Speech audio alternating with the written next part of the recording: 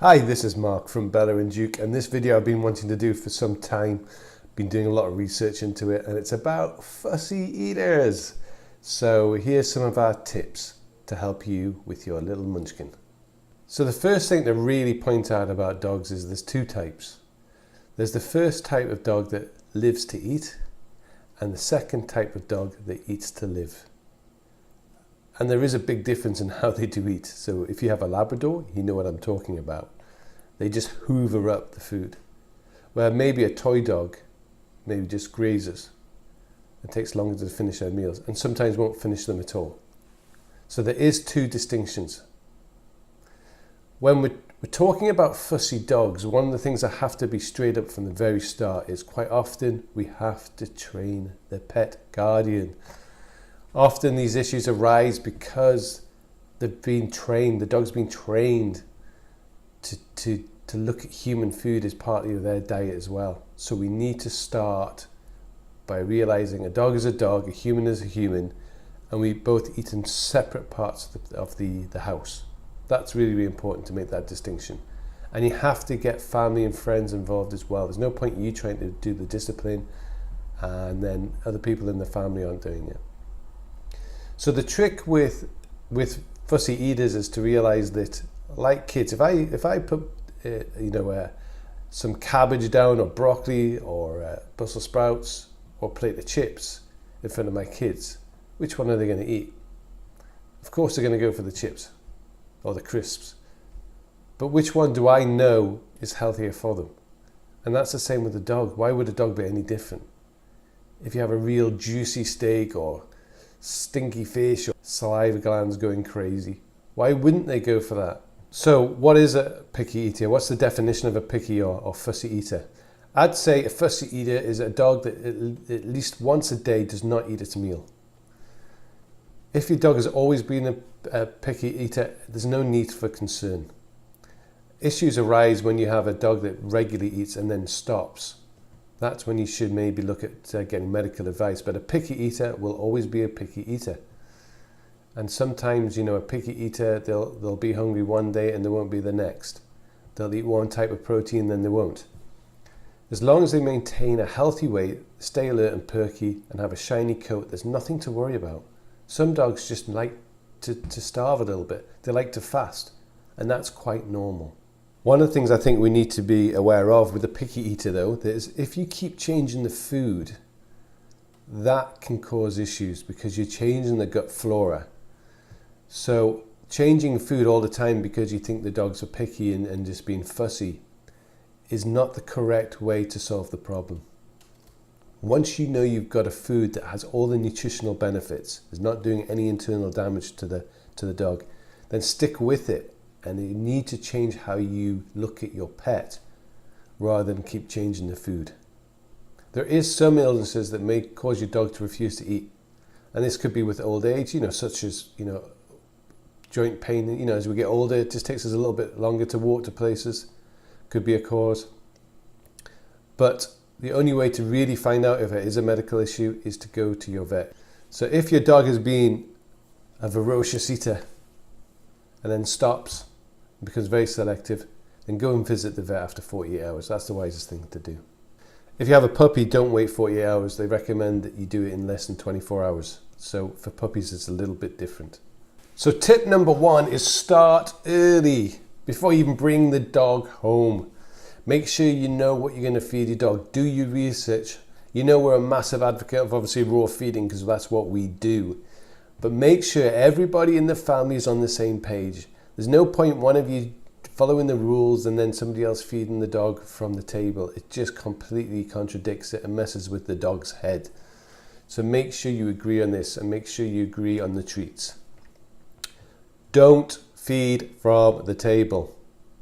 If you start feeding your dog scraps, all you're doing again is making the dog aware of human food versus dog food. And which one are more likely are they going to go for? And also, you can cause things like diarrhea and all these other things by mixing up the foods with cooked and all the other things. What you put in your human food is not necessarily good for the dog. So keep the dog food and the people food separate. Don't allow them to associate the two together. Once you've done that, that's where the problem starts. Even feeding from forks and spoons. These are just things that help reinforce what humans do, not what dogs do. So you want them to think about their food and not their owner's food. If they are coming begging at the table, that's because you trained them to do that. We don't allow our dog to sit under the table while we're eating. We don't have them begging at a table. Therefore, whenever I put the bowl down, she eats from her bowl. She associates her food in her bowl, not off our table. And make sure anybody who stays with you follows these rules. It's really important. The other important thing, especially with a puppy, is to stick to a schedule. So you're going to probably feed your puppy 3 times a day when they're growing, or as recommended by your vet. So increase the volume of the food and decrease the frequency over time so the puppy gets used to maybe 2 meals, 1 in the morning and 1 at night, and stick to those times. Your dog will get used to it. Do not feed any treats if your dog is not eating their main food. Again, it's important. They'll be waiting for either human food or treats. So it's important that you disassociate the two together and reward them for eating their dinner. And you don't always have to reward them, of course, with a treat. Just a good old cuddle and a good old pat about. Maybe it's all they needed. So what happens if your dog is already a fussy eater? It's not too late to retrain them. So the most important thing is you've got to realize it's going to be a little bit difficult and you're going to have to be tough to make sure that they follow the rules and make sure the family follows the rules. It's really, really important. So you can do all the things like mixing food, but make sure you mix any old food and new food well together so they can't just pick it out. If your dog refuses to eat, he's likely holding out for the human food. So it's important to hold firm. Nothing. Don't give them any treats, no nothing. As long as they have the water. Just because they skip a few meals, don't give in. It's what he wants. He wants you to give in. He wants you to give him the human food. So stand your ground. Leave the bowl out for 15 minutes. If it's not finished, pick it up and put it away. Put it in the fridge, cover it with cling film, put it in the bin, whatever it takes, but do not give in to the dog. And it will be tough over the next day or 2. Reserve treats only for when the dog is being trained or has actually done something correct or needs rewarding.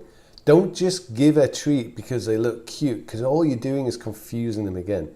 So great, give them a great pat on the back when they've eaten their dinner.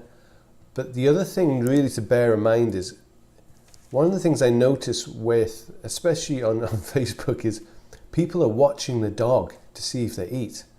Now, my dog does not like to eat when I'm watching. They can pick up if I'm tense.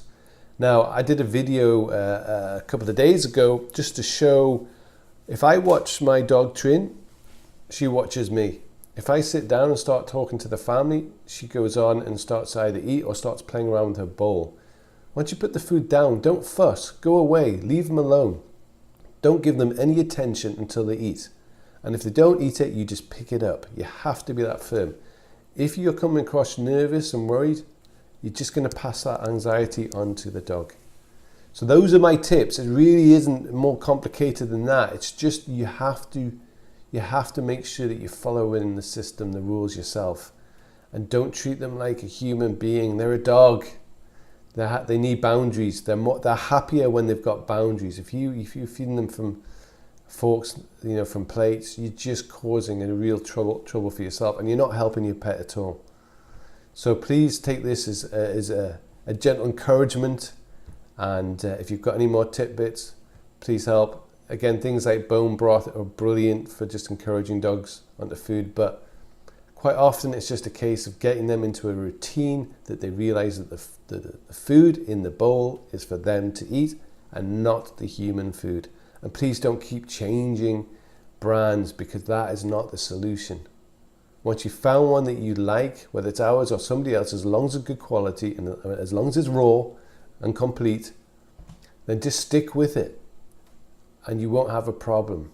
If you keep fussing about them, you'll continue to have a fussy dog. Have a fabulous day and let me know about your success stories. We're here to help. Join the Facebook group and thank you.